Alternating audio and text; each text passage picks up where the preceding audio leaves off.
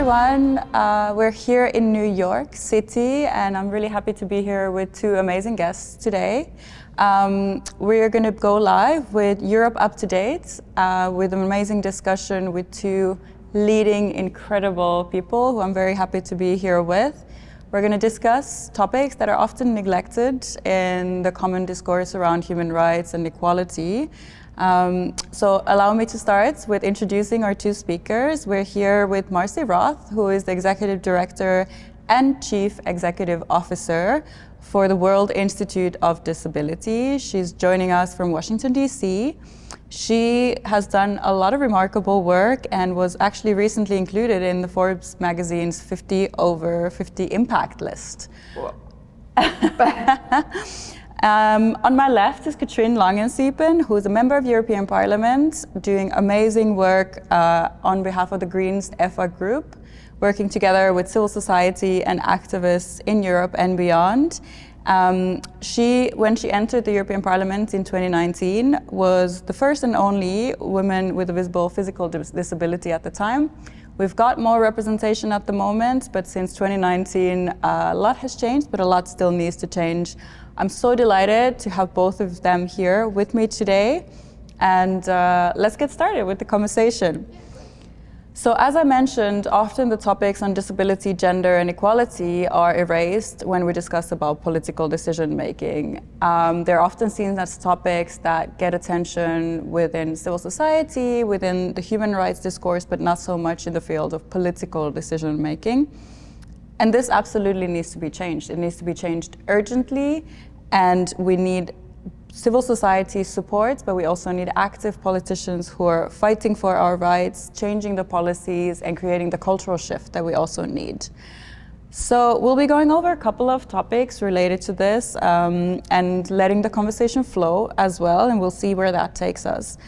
So what I would suggest, we start the conversation about gender equality at large, and I'd maybe ask, Katrine, you could start to discuss a little bit the intersection of gender equality and disability, and perhaps get us started on the conversation of gender-based violence. Yeah. Where are we at? What has been changing lately, both in Europe and globally?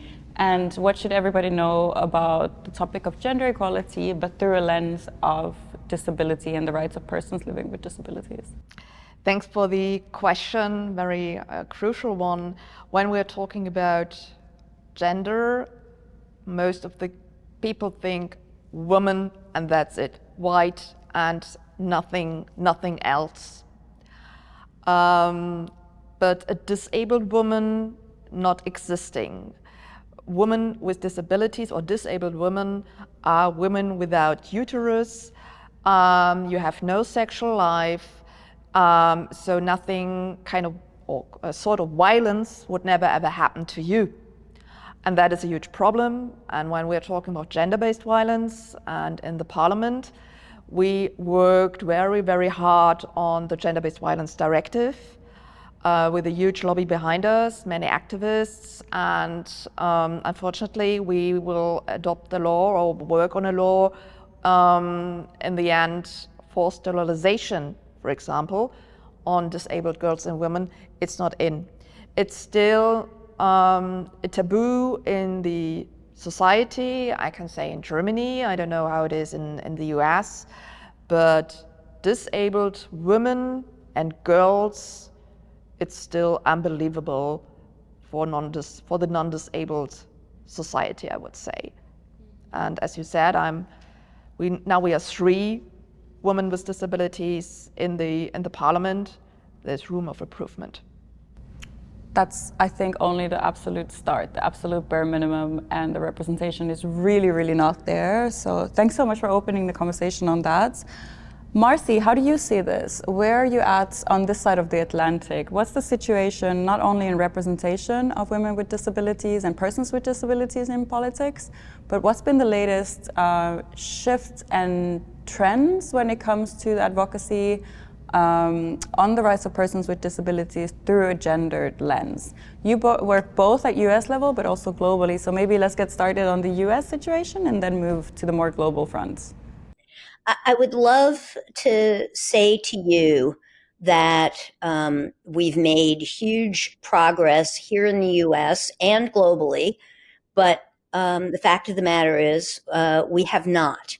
And particularly for women and girls with disabilities and others who have a variety of gender identities, the marginalization of people with disabilities continues to be such a disconnect from even the most progressive gender progressive discussions. And we're continually having to remind the discussants that women and girls, persons with disabilities across the board need to be included without exception. There are many policies and important conversations being had that continually leave us out and leave us behind. It's pretty disappointing after working at the intersection of gender and disability for many, many years. We are still in a place where we have far to go. So I'm glad to be here and having the opportunity to talk about this. Thanks so much, Marcy. What would you say are some of the recent areas of work that you've worked on regarding gender-based violence, and doing that work from an intersectional lens, not only focusing on women and girls with disabilities, but as you mentioned, also gender diverse folks? And how have you been able, and which areas or which legislative or societal political changes have you advocated for recently? So the World Institute on Disability and our Global Alliance for Disaster Resource Acceleration works across the globe in situations of disaster and conflict and crisis in general. And we see issues of gender-based violence at so much of the disaster and conflict related humanitarian crises. The violence against people with disabilities, the trafficking, the abuses, as well as just simply being left behind, are so magnified in the circumstances of hurricanes and earthquakes and extreme weather, as well as the invasion of Ukraine, the crisis in the Middle East. We are seeing the horrific examples of gender-based violence and the particular focus on violence against people with disabilities in these circumstances more than ever, I'm afraid. Thanks so much for sharing and really highlighting the global nature of the work that we need to do collectively, adding the element of the increasing and very real situation of the climate crisis that we're in, which is both an environmental crisis but also a human rights crisis, is absolutely at the essence, and I feel like at the intersection of the human rights dimension, the environmental dimension, and specifically highlighting the urgency for action to support the rights and freedoms of the community of people with disabilities. Katrine, how do you see this, and where do you see this going specifically through the conflict lens? What are some of the key points you would like to raise, maybe looking at the situation also on the African continent? I would maybe say also in Eastern Congo at the moment, what's happening in Sudan. what do you think we could all do more, and where do you see your responsibility and the opportunities for you to make an impact as a member of European Parliament? Yeah, we are in very difficult times now. Marcy mentioned the war in Ukraine. We have the situation in the Middle East, climate catastrophes. Persons with disabilities are not visible, mostly not. And then you forget about rescuing, saving, protecting, physically protecting disabled people. When it comes to the Ukraine war, we had in the parliament a debate, and I flagged the situation of disabled children. If you don't hear the sirens, you don't go to the bomb cellar. If you are in a wheelchair and there is a safe space, a bomb cellar without a lift, and of course, in an emergency situation, you don't press a button to get into the lift, then you are not able to go to the cellar, and then you will survive or not. And there is not an area of, or kind of, sort of, Congo, one example. It's a huge country. You're somewhere in a rural area. Is there a car that have space enough to take you in your wheelchair from A to B? Is there a rescue team is able to use sign language? How do persons with disabilities get the information that there is a rescue team where you can go? That is how it started. So we have several challenges, problems for persons with disabilities that they are mostly forgotten, and that is a huge problem. Started accessible information, accessible access to get information, and how can I communicate? The second problem is, how is the situation in the country I need to flee? For example, another same situation, Ukraine. I have to flee to Poland to get to Germany. If in Poland is no accessible shelter, or can I take my assistant with?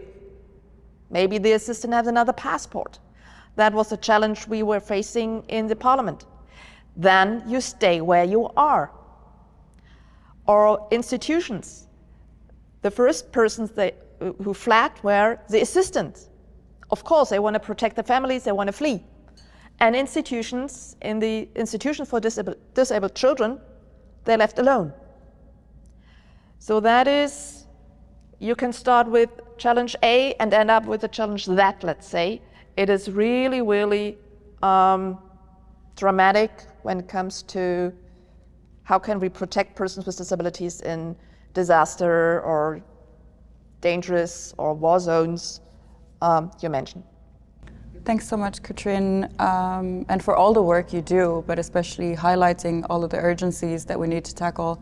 Marcy, what do we know about gender-based violence, specifically in the forms of sexual violence against women and persons with disabilities in conflict areas, but also areas where environmental disasters have taken place? Could you tell us a little bit about that? Unfortunately, I think we know enough to know that it's a huge problem. It's a huge crisis. The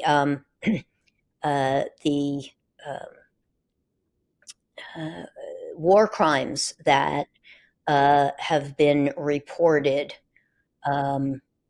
recently, for example, in Ukraine, we have been told horrific stories about women and girls with disabilities. Katrine was referring to the circumstances of people in institutions. The horrific abuses against the individuals who were institutionalized. sexual violence, trafficking for sexual violence purposes, using disabled people as human shields. In many of the disaster environments that we've worked in around the world, this has been a continual,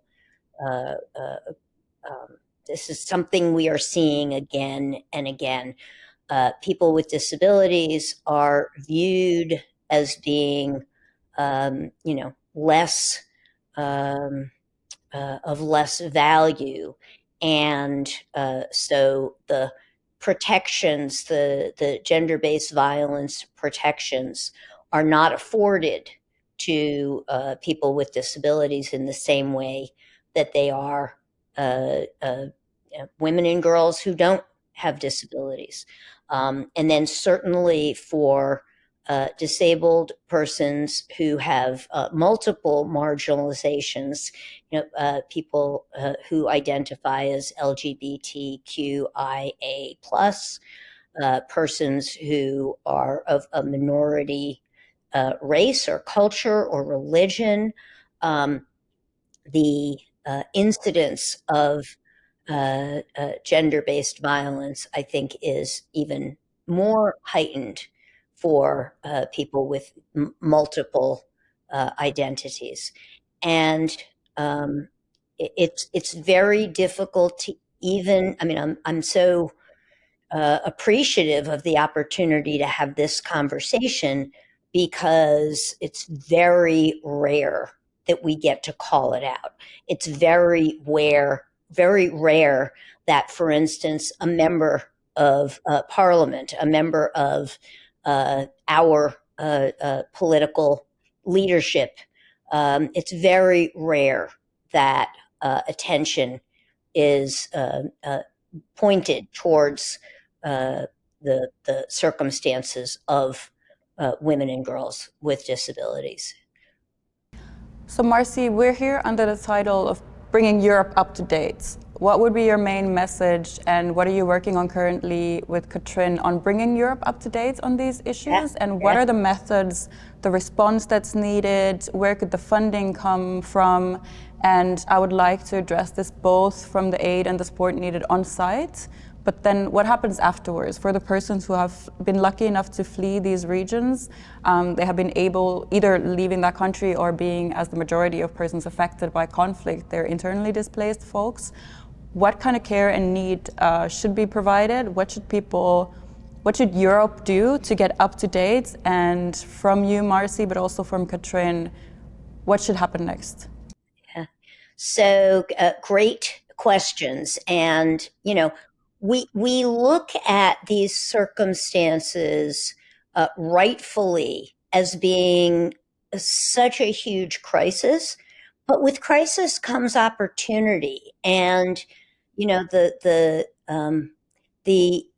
European countries that are dealing with climate-related extreme weather, the folks who have fled into Europe, these are huge opportunities for supporting the leadership of the people most affected.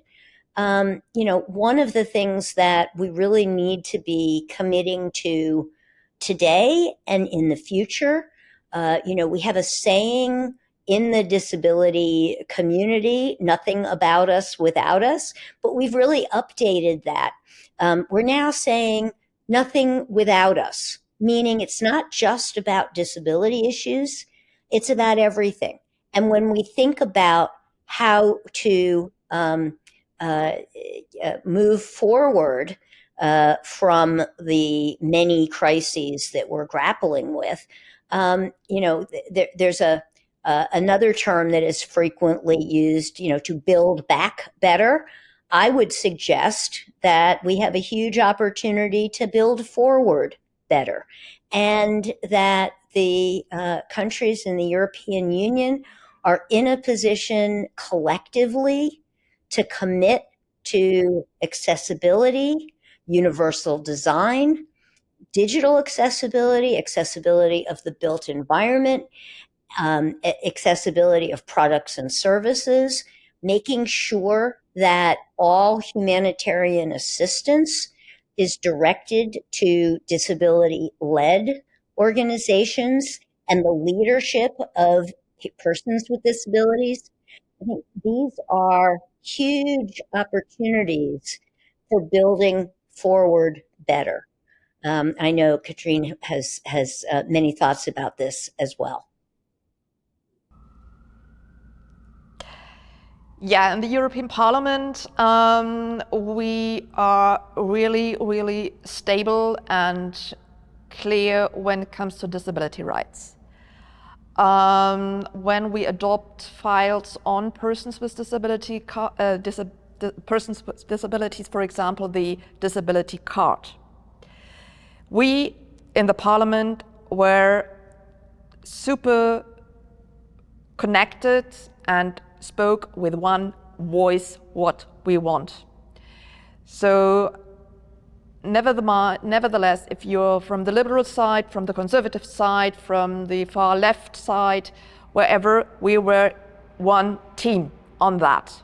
And that was great, and the message is clear. When it comes to accessibility in the online world, when it comes to how can we cooperate together with the European Disability Forum, so the activists, the NGOs are working on disability rights and bring it to the Parliament. That is a good cooperation. And here I see things going forward, there's progress, but of course member states are an important role. How can we transfer the European law into the national law? And of course, in the end, where is the money going to? Where are the funds, European Social Fund, regional funds, the money is going to, into institution question mark, or in the hands of independent living?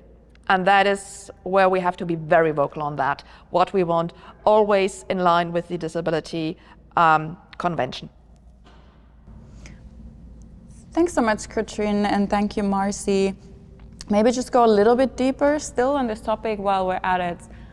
How do we apply a decolonial lens to the work that we do? Because we talk about intersectionality, but how do we really go deeper? Because having seen with the horrible situation of Russia's attack on Ukraine and the people of Ukraine needing desperately protection, specifically the ones who are not able to leave and are stuck in the middle of the ongoing conflict.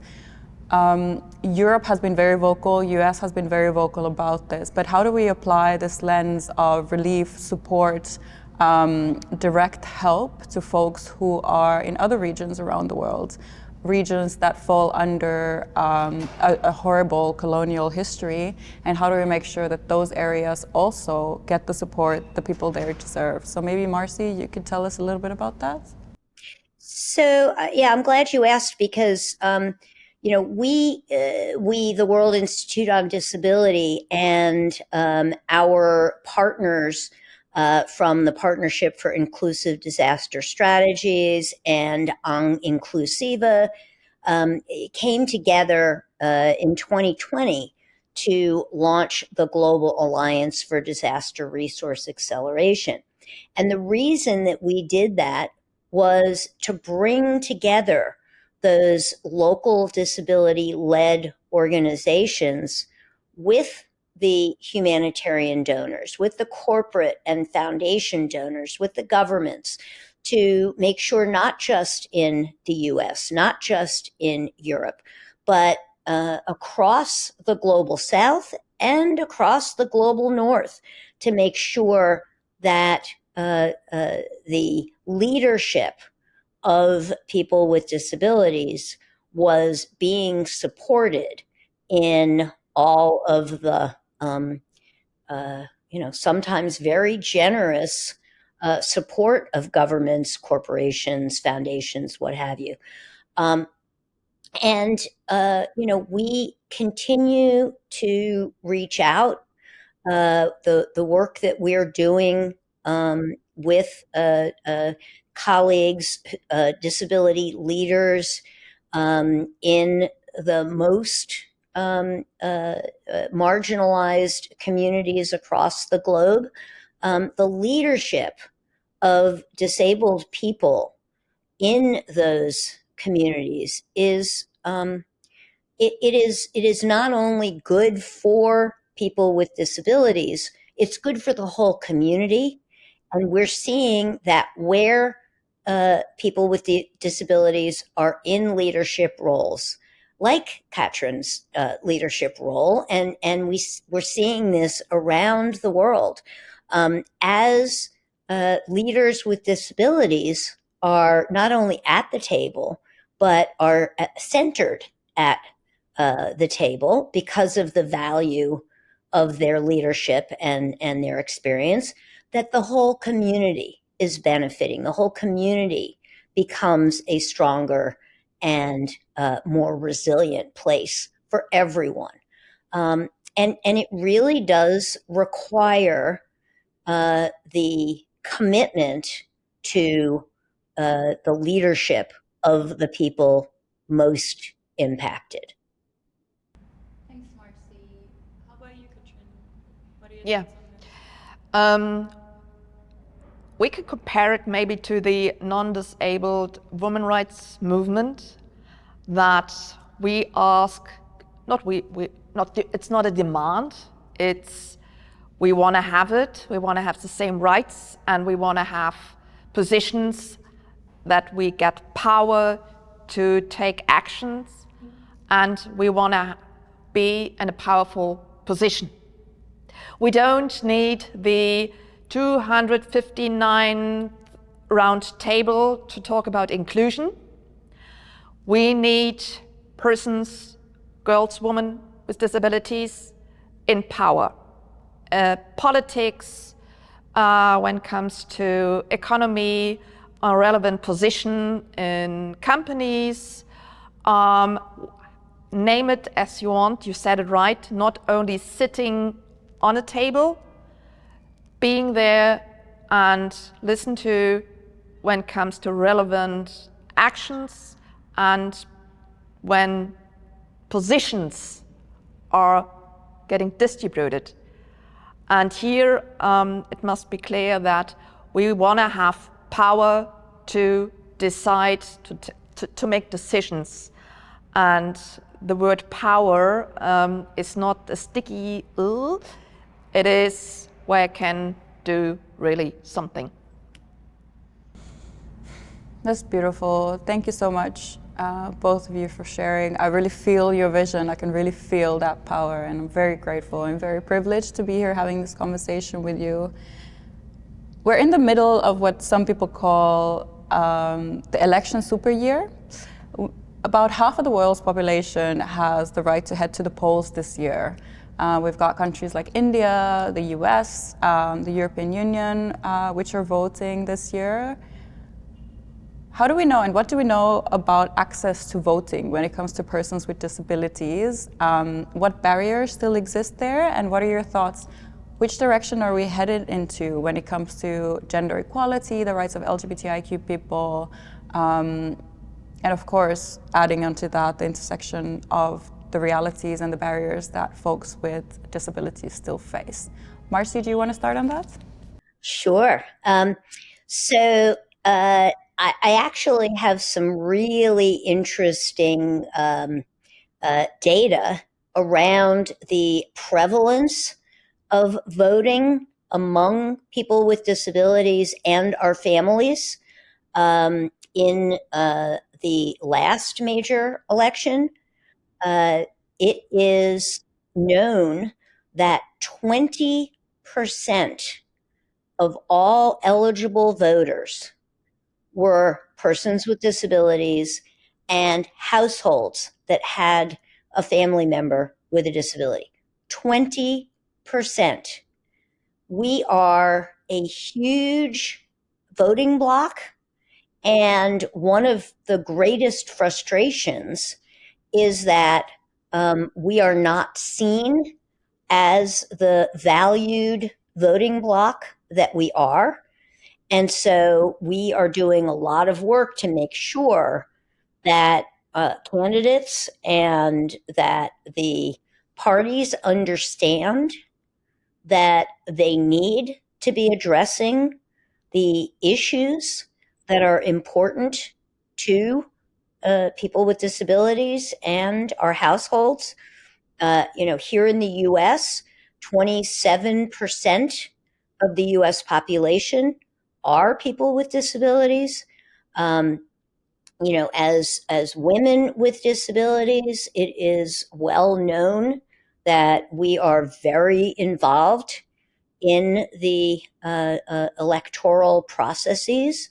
We, following the lead of people like Katrin, we have some wonderful women leaders with disabilities who are serving at all levels of our government. And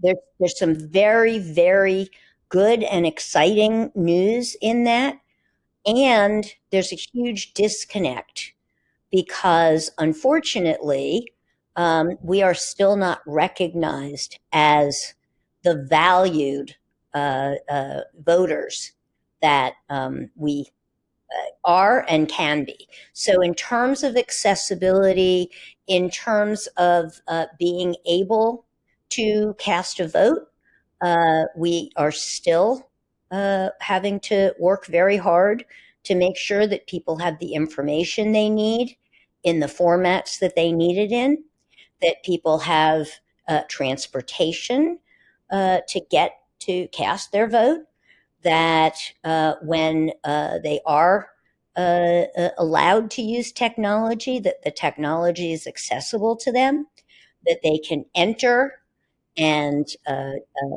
operate the voting equipment. We have a very long way to go to make sure that every single voter has the opportunity to cast an informed vote. Lots of work still left to be done.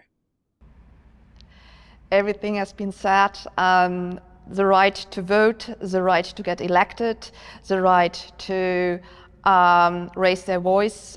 We in the European Union are 100 million disabled people, though there's a loud, strong voice. Listen to us. That is all what I can say, and go vote. That's fantastic. Thank you so much, both. I feel like we're here to discuss how to get Europe up to date. I feel like we need to get much more than that up to date. We need to do that by leaving no one behind. Being here in New York, as well as speaking to you, Marcy and Katrine, it's just very crystal clear that we need to do that, not only by leaving no one behind, but accepting the global responsibility we have as well in Europe on this specific year, this magnitude of privilege and power that we hold. We need to claim those seats at the table, and we need to not only remember the responsibility of the global impact we're having, but also remember the power that comes from community and from international connections, these moments that we have to discuss together. And I'm really, truly grateful for all the work both of you do. And that's a wrap for this time. Thanks both. Thank you. Thank you so much. Appreciate the opportunity to speak with you.